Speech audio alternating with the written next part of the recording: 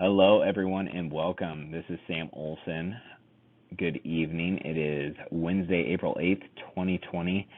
We are doing drill over this PowerPoint slide tonight. Just going to go over Ladder 101, tools, equipment, location of these, possibly some things on how to use them, what you use them for. Super excited to get started on this. I hope you guys enjoy. It should be pretty short and sweet. There will be a test afterwards. So make sure you guys pay attention. Shouldn't be too hard, but definitely make sure that you pay attention and we'll get through this thing.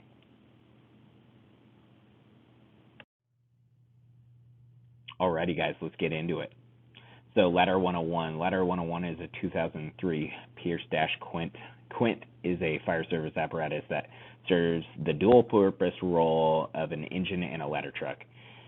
The name Quint is derived from a Latin meaning 5 and refers to 5 functions that a quint may provide. So it carries a pump, has water, it has a tank, fire hose, an aerial device, and ground ladders. So when someone says a quint, that is what that means. It is an 85-foot aerial platform. It's got a 2,000 gallon per minute pump on it. It carries 300 gallons of water. No foam on this ladder. No foam.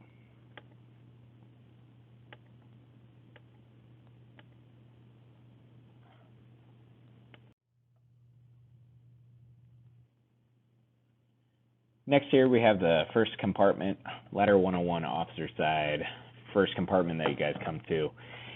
As you guys can see, you have a 75-foot electric reel with a junction box. That's that yellow cord there. Below right hand side of the PowerPoint, you guys will see that there's 2 pigtails as well next to the power box. They're kind of hidden, so if you guys are asked to grab those, that's where they're sitting on that first shelf to the right.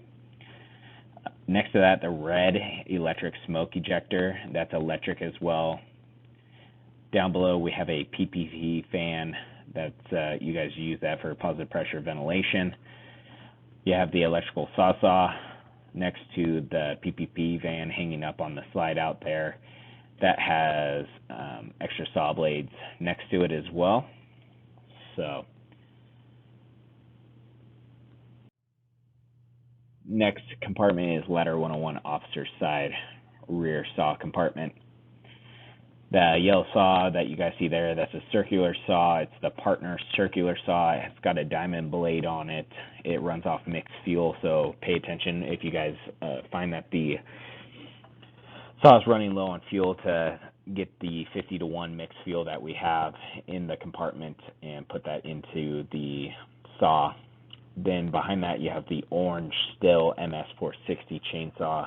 That has a carbide chain on it, also carries mixed fuel, so pay attention to that when you guys are doing your servicing of the tools, or if you're using fixing it up after use, make sure that you guys put the 50-to-1 mixed fuel in that. For the Honda EU 2000 generator, that runs off normal gas, so please do not put the 51 mixed fuel in that, guys. That takes normal gasoline for that. This also acts as a scene light for us. If you guys have never pulled that out and ran it and got it started, please come down, check it out. It's a little trick to get started, just a switch, real easy, gets it going, super helpful on scene. Bundled up in the back there, we have saw chaps. You also can see the holder, the yellow holder there for the mixed fuel, bar oil, and a chainsaw wrench. Officer side rear compartment, you have a 5-gallon bucket there. That is not dry sweep, guys. That is sand. Okay, it says dry sweep on it, but if you guys can see, there's little red marks going through that. That is signifying that that is no longer dry sweep. I know, hard to believe. It is sand. We use that to help with slippery surfaces when setting out the outriggers and the friction plates for the ladder. Super important that we have that. It can also help fill small holes or make the platform even. The ice melt next to that, pretty self-explanatory. The red arrow is pointing to the compartment for the emergency hydraulic override for the outriggers. If you're not a aerial operator, I wouldn't really worry about this too much. It's important to know where it's at. If a company officer asks you where it's at, it's important to know where all things are, but unless you're trained on how to operate it, I don't think I would be opening that up and playing with it. Just good to know where it's at. Rear upper hydrant compartment. You guys can see there that you have your hydrant bag. A couple of things that you guys should know that's in there. You have a hydrant wrench, a rubber mallet, steamer to 5-inch. The steamer to 5-inch is important because the ladder still has 5-inch hose, as you guys can see there for the supply hose. Has 1,000 feet of 5-inch on there, guys. It doesn't look like it, but definitely 1,000 feet of hose there. If you guys have any more questions of what's in our hydrant bags, that's something that we touch on a lot in our Firefighter 1 class. If you guys are interested to know more in detail what those are, we will do a more in-depth look into the hydrant bags if we do this again for an engine. Ladder 101 rear ladder storage and tools. As you guys can see on the top right to the left there in that top picture, you have a 24-foot 2-fly ladder, a 20-foot roof ladder, 16-foot roof ladder, and a 6-foot trash hook on top there hanging out. Usually that's put back a little bit. So bottom picture, left to right, 35-foot 2-fly extension ladder, 10-foot folding ladder, 14-foot 2-section attic ladder, and then you got a 6-foot New York hook with a water key attachment. If you guys have never seen that, I advise you to come down, take a look at it. It's pretty sweet, pretty cool little trick. We do not carry a water key on this ladder, so since it has a pump and we can flow water and take care of those things, it's good to have that on the rig. You guys can also see that there's 2 6-foot pike poles, 2 8-foot pike poles, and 2 12-foot pike poles. Rear of the ladder on the left-hand side of that compartment, you have 4 storage wrenches.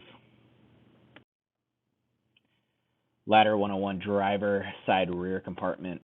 A lot of stuff in here, guys, all on slide outs. We'll go over each slide out individually. First slide out here is just your irons. Good place to grab a handy set of tools. Second slide out, on the first portion of it, there's 2 sides to it. So the first side here, we have bolt cutters, a small and a big pair, and then 2 ladder belts hanging over it. Your second slide out on the rear, the same one that we were just looking at, but on the opposite side, it's got a 3.5 to 2.5 reducer that's sitting under the ladder belts there. You have a 2.5 smoothbore nozzle in the diamond plate holder, a 2.5-inch cellar nozzle. That's the bird cage looking thing that you guys see there.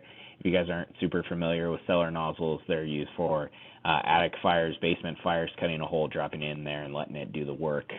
You also have a stack of appliances there, a 2.5 double female, 2 of those, and then a 2.5 double male, 2 of those. Sitting next to that is that red 2.5 to 1 3/4 gated Y. The third slide out, this one's heavy, guys. Also, a word to the wise, when you're pulling these out, the top there, it's very heavy, so the top will come out and the bottom from all the weight on it will kind of pull out of the slide track. So just beware. It's something that we're going to work on trying to fix so that doesn't happen anymore. So just use caution when pulling this out. It is heavy. If you need help, make sure you ask another firefighter or apparatus operator to help you with anything that you might need.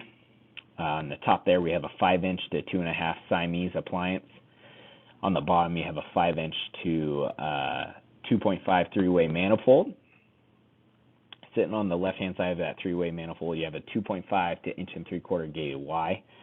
And on that 2.5 to 1 3/4 gated Y, you have an 1 3/4 to 1-inch reducer. On the back side of this third slide out, guys, is an abrasive wheel. That's a different wheel than what we currently have on the circular saw. So if someone asks you to go get a circular saw abrasive wheel, it is not in the saw compartment. It is actually in this compartment here. Next compartment we have is the driver's side second to rear compartment, also known as the writ compartment. You guys will see the blue line on the exterior of the roll-up door for this compartment. Inside, we have a writ bag and a utility rope bag. We'll go over the writ bag first. The writ bag has 10 glow sticks. and a pair of tin snips and cable cutters in those 2 front pockets that you guys see there. They're Velcro. We also have 2 Pelican turn LED flashlights on the bag. Inside it stores a 60-minute MSA bottle, an MSA mask, the universal air coupling, and then the regulator that goes on the mask as well, with tubing to fit all that. Utility rope bag is behind that. It's got 100 feet of utility rope. Driver's side over wheel compartment, the top shelf is kind of a catch-all for some stuff on the rig. We got a mega mover in there, sanitation wipes, an ENS kit, 4-foot drywall hook, a 4-foot D-handle closet hook, pick-headed axe, a pry bar, and 100 feet of utility rope, all in that top shelf. That bottom shelf there, you have a 2.5-inch hose house pack, 100 feet. You have an 1 3/4 hose house pack, 100 feet, and then you have an 1 3/4 hotel pack, which is 100 feet with a gated Y. The reason the hotel has the gated Y on it, for the people that may have not known or people newer to the department, for hotel type fires working off standpipe systems, you'll want that gated Y to connect to the standpipe and be able to run it off that. For your driver's side, the AO compartment, you have a 75-foot electric reel with a junction box similar to the other side. Right below that, you'll see the round circular donut looking thing. That is a hose burst jacket. That is something that we carry on the rig for our ISO ratings, something that we have to have. Fits 2.5-inch hose, no bigger, but it goes up to 2.5-inch hose. You have the hose roller next to that. Inside the hose roller, laying on top of, as you guys can see, are some hose wrenches. Next to the power box there, you guys will see a rubber mallet kind of in the back next to the toolbox. Below that, we have the 50-foot section 5-inch pony, and then a 25-foot section of 5-inch pony. Next to the pony sections, we have a 2.5 combination nozzle sitting behind the cooler full of water for master stream operations. And then we have 4 MSA 45-minute bottles on the bottom there, sitting next to some flares. The fuse panel, something also very important to know where that's at. Usually your apparatus operator will be taking care of the fuse panel if anything needs to be done for that. But it is important to know where that is at as well. Back of the cab, 5 MSA G1 packs. That is including the officer pack in the very front. You have a MSA Evolution 5000 tick sitting there on the wall. ABC dry chemical extinguisher sitting right under that. A 4-foot D-handle closet hook. 2 Streamlight battle lanterns sitting on the floor there. There's a pickhead axe over on the driver's side of the cab hanging up on the wall. You guys can see the L handle there. There's 4 headsets in the back and 1 up front for the captain. And then you have a set of sprinkler stops sitting next to the captain, next to all the mapping books that are up there. So guys, this kind of wraps up our PowerPoint tonight, kind of down and dirty of the ladder, kind of a introduction to some. It should be a refresher for mostly everyone. If you guys have any questions or if you guys want to go over anything, please sign up and let us know if you need to come down and check anything out or go over anything. We'd be happy to help out. We'll also answer emails if you guys have any questions. You guys stay safe, stay healthy. Thank you for your continued dedication to the department during these trying times. We certainly appreciate it. Have a wonderful evening, and thank you very much.